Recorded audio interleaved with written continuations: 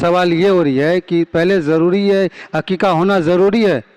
नहीं, उसी वक्त ज़रूरी है जब वो पैदा हुआ था,